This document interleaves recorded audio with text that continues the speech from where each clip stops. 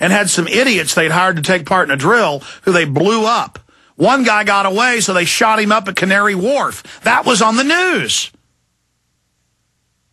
But I'm digressing. Here it is.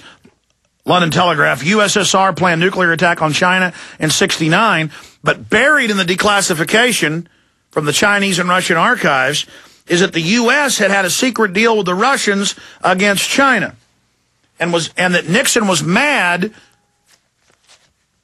that 2 years before, Russia hadn't agreed to launch a sneak attack on China when they wanted to. And so by then, Nixon had already made a deal with China to menace Russia. So this back and forth is always going on behind the scenes. But it is on record now that our government put Mao Zedong in, who killed between 64 and 82 million people. The Chinese government says 82 million. Our government says 84 million. Whatever. After 84 million, who's counting? Well, each one's a human being.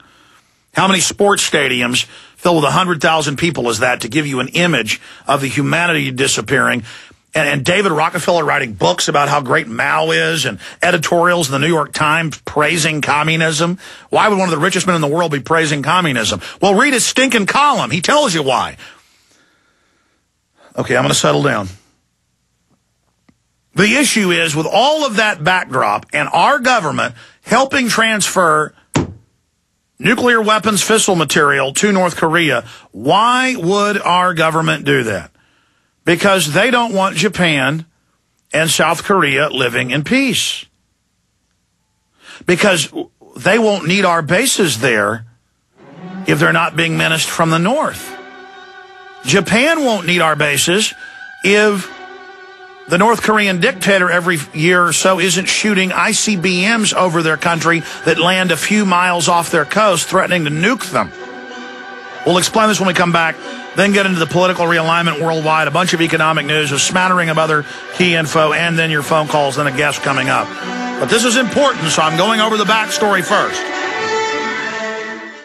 So what's outrageous about all this is they know you're naive, but not just naive, gullible. You don't want to believe the government's growing the opium and the cocaine, the coca, and controlling who can ship it in. You don't want to believe DynCorp has been caught in Halliburton running giant child kidnapping rings. Even when it comes out in the Houston Chronicle and the Chicago Tribune, nobody gets in trouble. You don't want to believe that the government funded the communist and Hitler before that, even though it's declassified in public.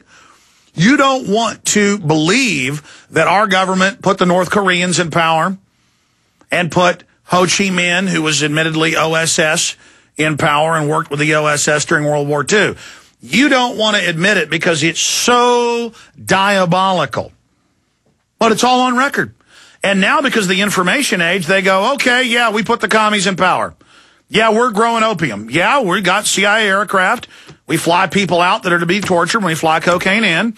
And they have congressional hearings, you know, the CIA Solicitor General saying, we did bring all the coke in and we did do it, but we're sorry now.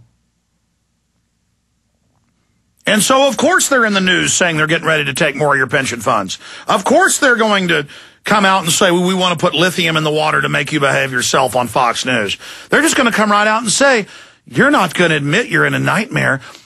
See, once you buy into corruption and rationalize it by increments, pretty soon those increments add up to really big things you're accepting.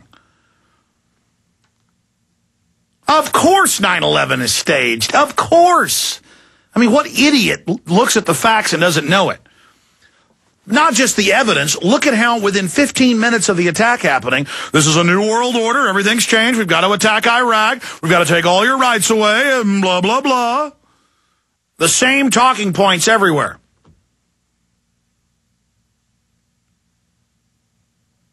And then it goes on and on, how the U.S. troops were already massed to invade the month before. Bush had already signed the launch order. They announced Building 7 had fallen exactly how it did fall right before it fell.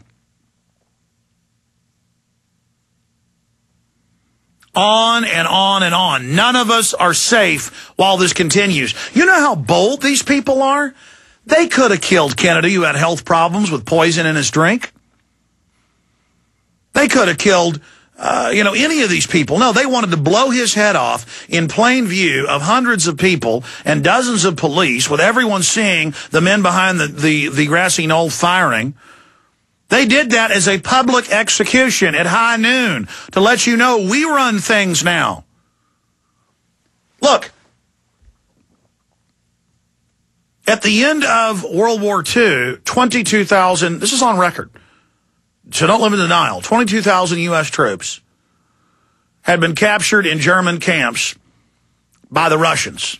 And the Russians just kept them as slave labor and intel. And our government didn't want to have a PR problem. They just said, keep them. 22,000 troops don't mean jack diddly squat.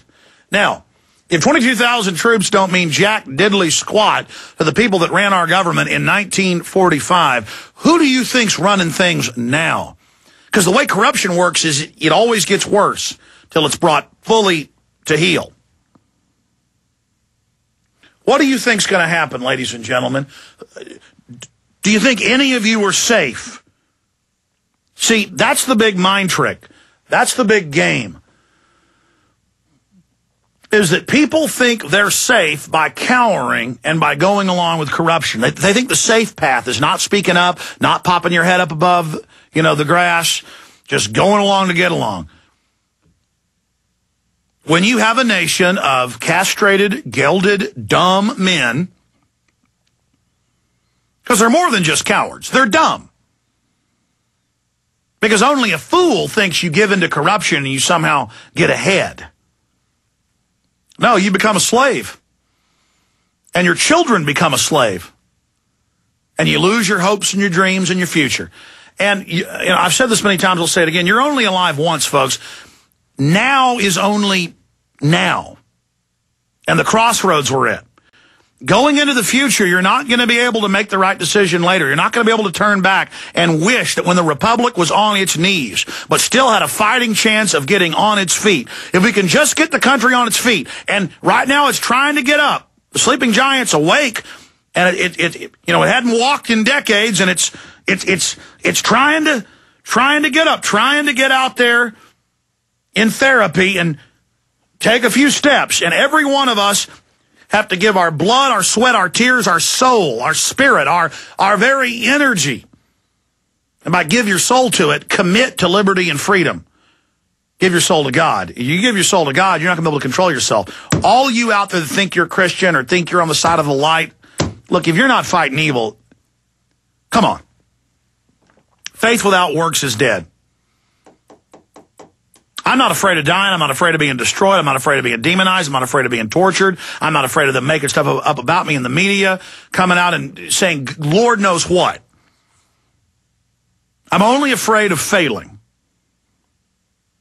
that's why a lot of days I hate myself. Because I'll be watching a previous show and I'll think, God, I should have explained that better, or I said that date wrong. Whatever. It doesn't matter. We can't get caught up in the fact that we're not perfect and we don't have all the answers. We know the globalists are consciously against free humanity and must be dealt with. And you notice that everything's quickening. Everything's getting more accelerated. Everything's getting more intense by the millisecond. And that's because everything is starting to come to a head right now.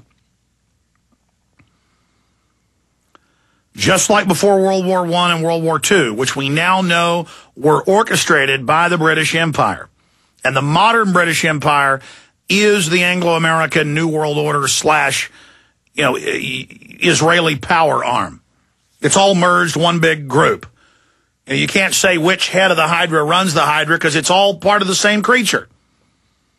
One head of the Hydra is just as guilty as the other head of the Hydra. And the Hydra will destroy people who aren't good. It'll destroy people who are good.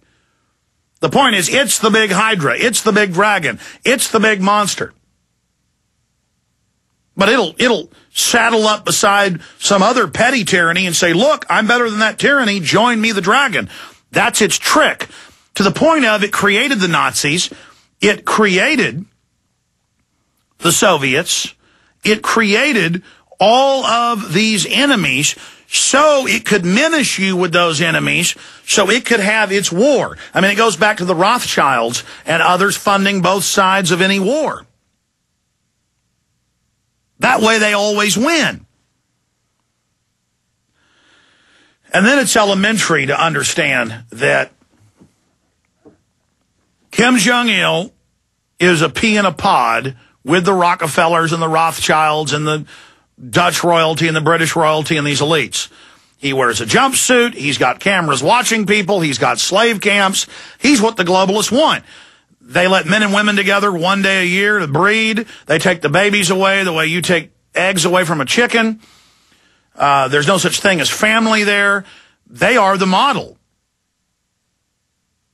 And that's why our government gave them weapon systems, and that's why our government gave them nukes. And because they like them.